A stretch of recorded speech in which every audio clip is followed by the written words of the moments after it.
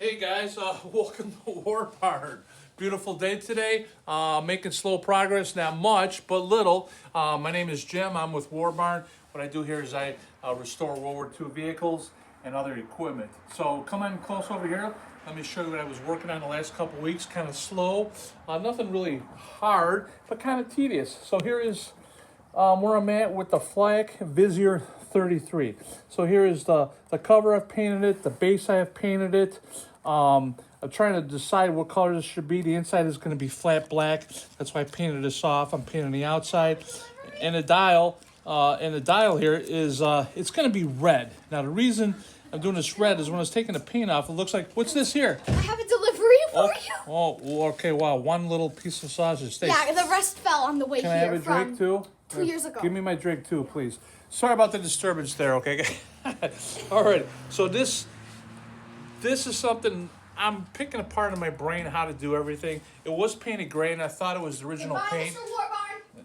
Part of me says that this was repainted because I saw some red on it. Then I'm thinking, well, maybe this was the original oxide red primer that they used. But it seems like this dial was actually painted red and maybe painted over. I'm not sure. I tried to get pictures of ones that are all original. I don't know. It seems to me that they were repainted, and then the post-war armies used them afterwards, painted them different colors. So it's hard just to find an untouched example of this. So anyhow, this goes on top. This is for the secondary. This is for the secondary sun shield here, okay? And I believe it was red because if this is down and you're trying to manipulate the first sun shield, which is this one right here, it's going to hit. So I think this is supposed to be red as a reminder to flip it all the way in before you use the other sun shield. So yeah, so there we go. I still got my tape on there. Like I said, just kind of a quick update here. Here is the lens. This lens will go over here. It's chipped. I was talking about that, but as you can see, once this is covered, it'll be fine and dandy. Now, most of these screws, I couldn't get them out because it takes a flathead screwdriver, and it's been sitting there for about 80 years, okay? 80 years sitting there. Should just be a screwdriver, but the problem is they didn't come out, so I had to drill most of them out. I got one, so I could bring that to the store down the street that does that has a bunch of metric screws. Get some metric screws, new screws, clean the lens. Here is the flap for the top. So if you're looking through here and you need to get, I guess, more light on the culminator, I think that's how it works. That you could possibly use, you know, the original lighting and not the electrical lighting. This is the tape, but here's the original one. This will be pretty easy to make. I just gotta find a piece of plexiglass, thick piece of plexiglass, put it on there, make that new, and we're moving along. So here's the one shield, the sun shield, and it's exactly the size as the one that needs to go on the end. So at least I have a template. So before I put this together, I will use this one as a template to make the one on the outside, if I get to it. Like I said, it'll still work fine. If you need a sun shield, you still have a sun shield.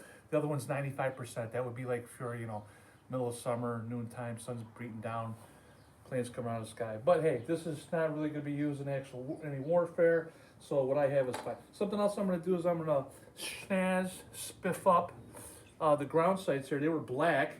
The reason why I painted them white is I'm going to have some of the white showing. I'm going to mask off what I want to leave white and then go over it with black.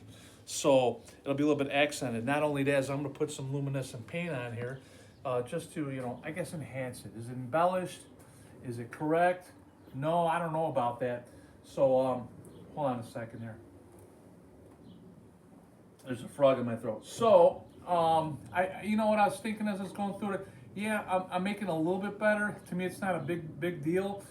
But to me, the fairest analogy I can find is like having a car, you know, 70s muscle car, bringing it all back to original and then putting pinstripes on it.